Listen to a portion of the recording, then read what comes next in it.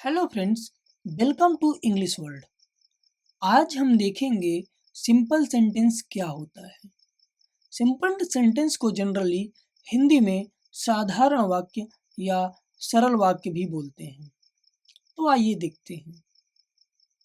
A sentence which has only one subject and one predicate या finite verb.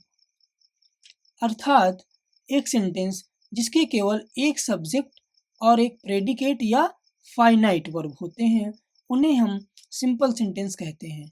अब हम देखेंगे फाइनाइट वर्ब क्या होता है। आगे बढ़ने से पहले देखेंगे कि फाइनाइट वर्ब क्या होता है और नॉन फाइनाइट वर्ब क्या होता है। इन चीज़ों को हम वर्ब के टॉपिक में भी समझेंगे, लेकिन दोस्तों यहाँ पर फाइनाइट वर्ब को समझ लेना ज़रूरी है। जैसे एक सेंटेंस लेते हैं, आई राइट अ लेटर। दूसरा सेंटेंस लेते हैं, ही राइट्स अ लेटर। अब आप देखेंगे ये राइट एक क्या है, वर्ब है, यानी कि क्रिया है। अब ये अपने सब्जेक्ट के अकॉर्डिंग कभी राइट लिख के आ रही है तो कभी राइट्स लिख के आ रही है। यहाँ देखेंगे ही के साथ ये राइट्स लिखी हुई है, लेकिन आई के साथ राइट लिखी हुई है। मतलब ऐसी वर्ब जो अपने सब्जेक्ट के नंबर, जेंडर, केस के अकॉर्डिंग बदल जाती हैं। देखो ये बदल गई ना, तो उसी को हम क्या बोलते हैं, फाइनाइट वर्ब बोलते हैं। और ऐसी वर्ब जो अपने नंबर, जेंडर और केस के अकॉर्डिंग नहीं बदलती हैं, नो चेंज, यानी कि उनमें कोई चेंज नहीं होता है, उन्हीं को हम क्या बोल देते हैं, नॉन फाइनाइट वर्ब।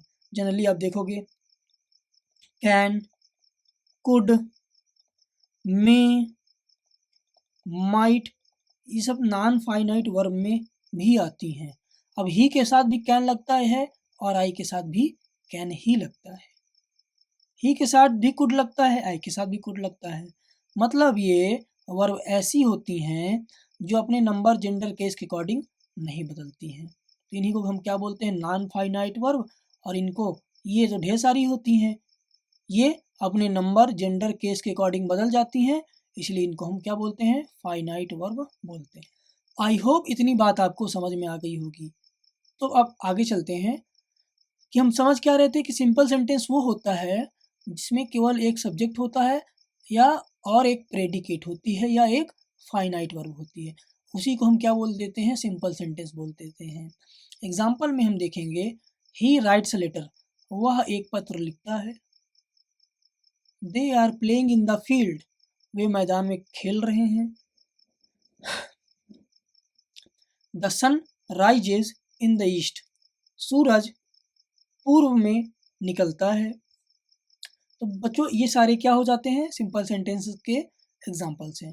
नोट में हम देखेंगे, a verb which comes according to its subjects, number, gender, case.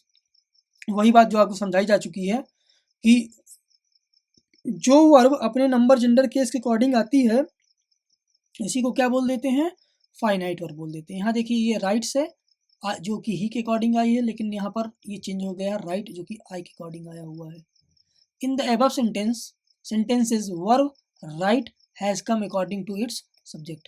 वही बात है जो आपको समझाई गई है कि राइट वर्ब ये किसके अकॉर्डिंग आई है, अपने सब्जेक्ट के अकॉर्डिंग आई है। ठीक है, तो इसी को हम क्या बोलेंगे, फाइनाइट वर्ब। आई होप दोस्तों सिंपल सेंटेंस आपको समझ में आ गया होगा, साथ ही साथ आपने फाइनाइट वर्ब को भी समझ लिया और नॉन फाइनाइट वर्ब को भी आपने समझ लिया।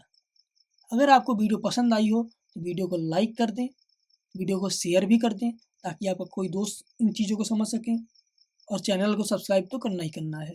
धन्यवाद।